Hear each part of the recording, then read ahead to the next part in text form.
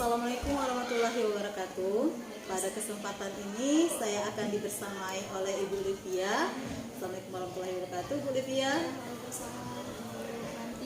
Terima kasih sudah meluangkan waktunya untuk kita melakukan percakapan coaching sebelum kita melakukan observasi. Nah, bagaimana Bu Livia kabarnya hari ini? Baik. Alhamdulillah Bu Livia. Jadi Bu Livia berkaitan dengan supervisi akademik, dengan rangkaian kita akan melakukan rangkaian kegiatan seperti pra-observasi, observasi, dan pasca observasi. Namun perlu saya sampaikan bahwa supervisi akademik bertujuan untuk mengembangkan kompetensi seorang pendidik di sekolah. Namun bukan sebagai untuk melihat kekurangan atau kesalahan, namun lebih diarahkan untuk mengembangkan potensi dan profesi seorang yang dimiliki oleh Bu Livia. Jadi dari percakapan sesi coaching kita hari ini, apa yang Ibu Livia harapkan? Harapan saya Bu, saya bisa lebih tahu apa saja yang harus saya persiapkan di kegiatan pembelajaran di kelas ini sesuai dengan rencana dan tujuan yang Oh baik, jadi Bu Livia mengharapkan untuk sebagai pembelajaran perbaikan pembelajaran kegiatan pembelajaran ke depan. Nah, kemudian materi yang akan diajarkan nanti tentang apa Bu Livia? Oh iya, pas sekali. Penerapan materi yang akan saya jelaskan minggu ini tentang penerapan konsep perbandingan trigonometri pada segitiga siku-siku. Nah, materi ini adalah materi dasar ya untuk jenjang SMA kelas 10. Karena kenapa? Kita tahu sendiri anak-anak sudah belajar tentang segitiga atau konsep-konsep segitiga itu dari SD sampai SMP. Nah, di SMA ini lebih tinggi lagi. Jadi mereka belajar tentang penerapan konsep perbandingan trigonometri pada segitiga siku-siku. Di sini materi ini akan saling berkesinambungan ke depannya. Jadi kelas 11, kelas 12 akan belajar ini. Kalau mereka tidak mengerti materi ini di kelas 10, itu akan menghambat mereka di kelas 11 dan 12. Nah, jadi seperti itu. Nah, tantangan saya terhadap materi ini ya itu tadi Bu, gimana caranya anak itu bisa mengerti, karena kan tingkat materi ini kan tingkat menengah ke atas ya, menengah ke atas. Jadi kan kita punya siswa itu beragam macam kemampuan kan. Nah, di sini tantangan saya gimana mereka bisa ingat terus materi ini. Kita harus punya ide seperti apa ya, mereka itu mengalami belajar ini ingat terus seterusnya. Jadi apa yang membuat saya bisa mengembangkan lah materi ini di pembelajaran, seperti mungkin ada pengalaman mereka, oh belajarnya seperti ini.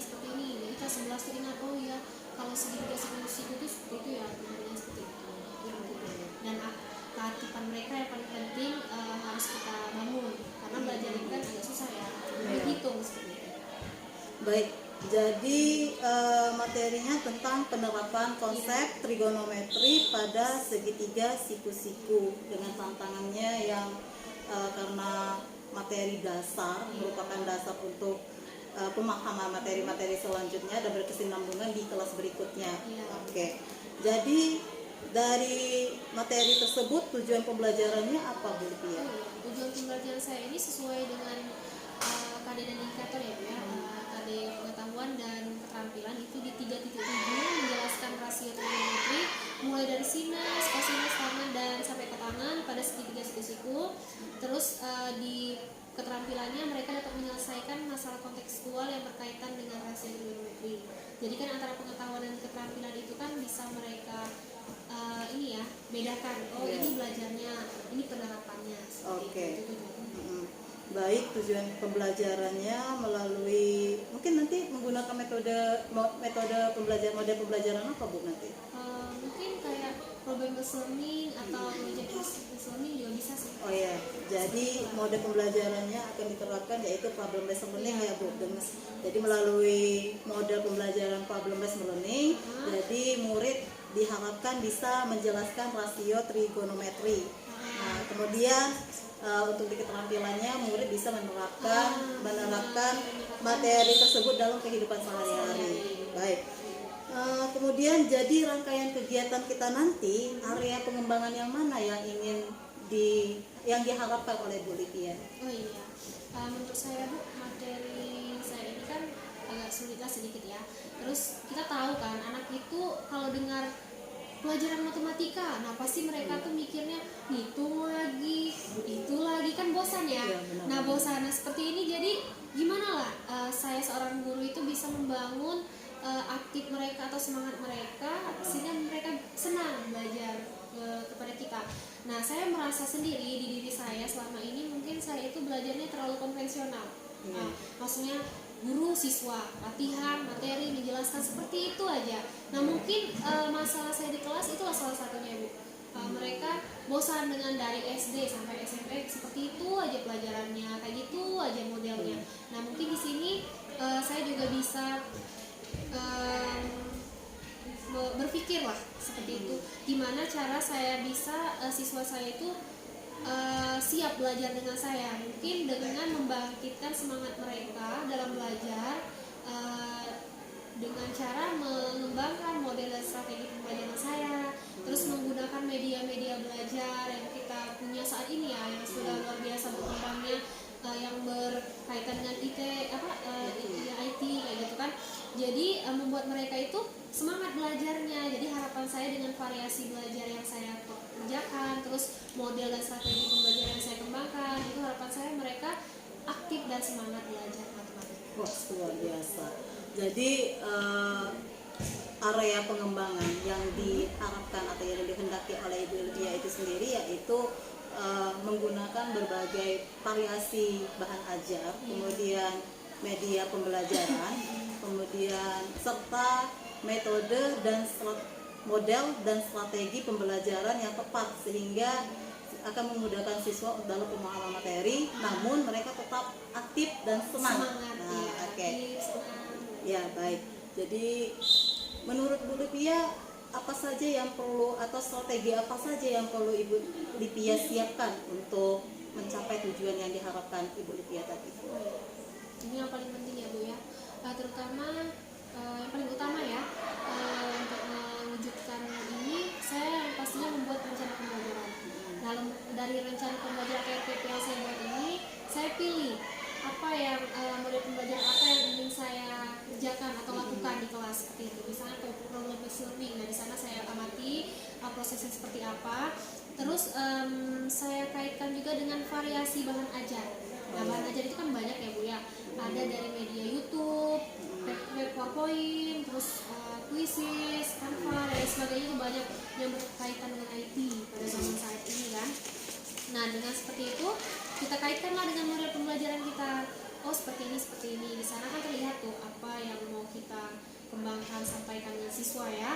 Terus yang pastinya di pendahuluan pembelajaran itu mungkin saya membangkitkan terlebih dahulu semangat siswa, membangkitkan semangat mereka, kesadaran mereka akan belajar hari itu apa dengan apa. Mungkin ya seperti biasa ya tuntutan kayak doa, kayak salam kan ya ini ya udah jadi kewajiban, seperti memberikan ice breaking. Nah guru matematika kita jarang kan Bu memberikan ice breaking kepada siswa. Mungkin di awal pembelajaran kita bisa memberikan ice breaking kepada mereka. Oh iya, mau belajar matematika, semangat dulu.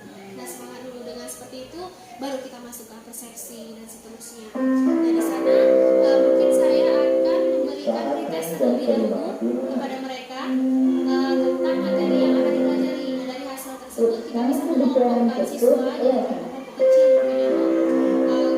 kelompok kecil di sana berdasarkan tingkatannya dari yang sedang sampai ke atas ya. Nah dari sana baru kita bentuk lagi kelompok-kelompok besar.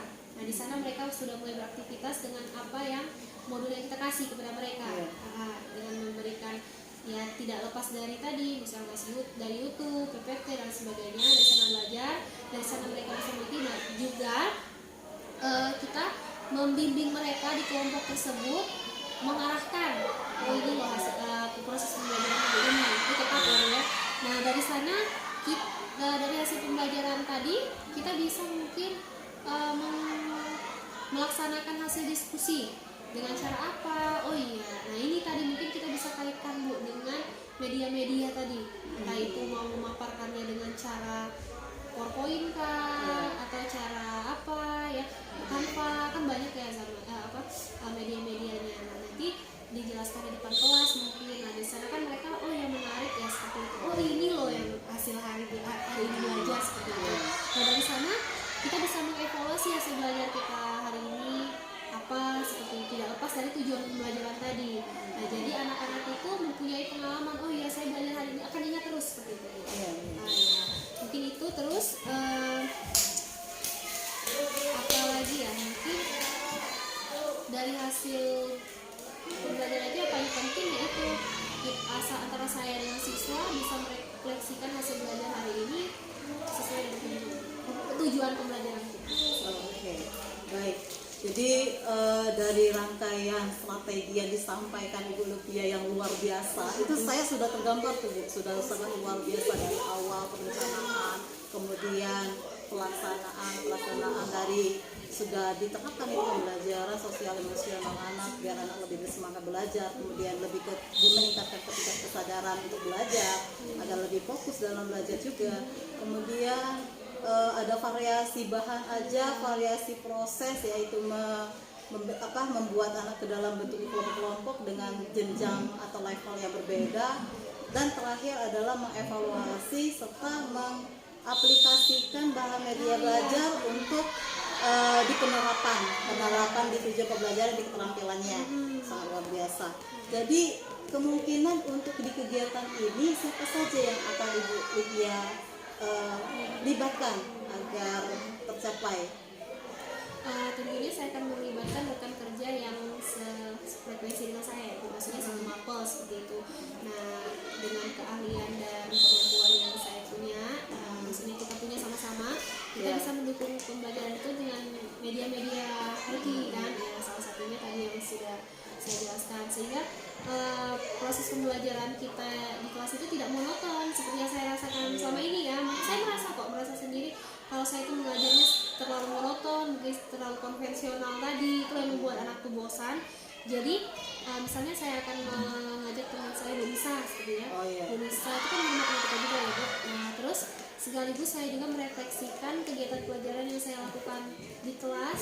Nah, dengan begitu saya bisa bekerja sama dengan siswa untuk aktif terus bisa mencapai tujuan pembelajaran yang saya harapkan. Baik. Jadi agar tujuan yang diharapkan oleh Bu Lupia tercapai, jadi Ibu Lupia akan melibatkan rekan sejawat atau rekan guru yang mempunyai mata pelajaran yang sama, matematika. Nah, kebetulan mungkin sama frekuensi juga, mungkin Bu Nisa juga mempunyai keahlian yang sama, bisa saling share ibaratnya kemungkinan apa saja sebagai referensi untuk materi, untuk variasi bahan ajar atau media-media apa, media-media aplikasi pendukung apalagi yang bisa bakal kita gunakan untuk di kelas. Nah, dan tentunya yang paling utama adalah ya keterlibatan anak itu sendiri untuk lebih aktif dalam selama proses pembelajaran sehingga tujuan pembelajaran dapat dicapai. Baik, sangat luar biasa Ibu. Kemudian menurut Ibu dari rangkaian strategi yang Ibu jelaskan ini kapan akan dilakukan? Kemudian dari percakapan kita, coaching kita hari ini, apa yang bisa Ibu Lupia simpulkan? Oh iya, kalau bisa saya terapkan secepat mungkin ya Bu. Mungkin mulai dari hari ini mau masuk kelas mungkin udah dipersiapkan seperti itu. Jadi dari sini saya juga bisa mendapatkan pencerahan seperti itu. Oh ternyata seperti ini ya yang bisa saya lakukan untuk menyempurnakan kesiapan belajar saya. Dengan begitu apa yang saya harapkan sebelumnya menjadi tercapai. Iya, benar. Baik, terima kasih Bu Lupia. Percakapan coaching untuk pra-observasi kita sudah selesai. Saya harapkan di kegiatan pembelajaran nanti diberikan kelancaran dan dapat tercapai seperti sesuai dengan diharapkan.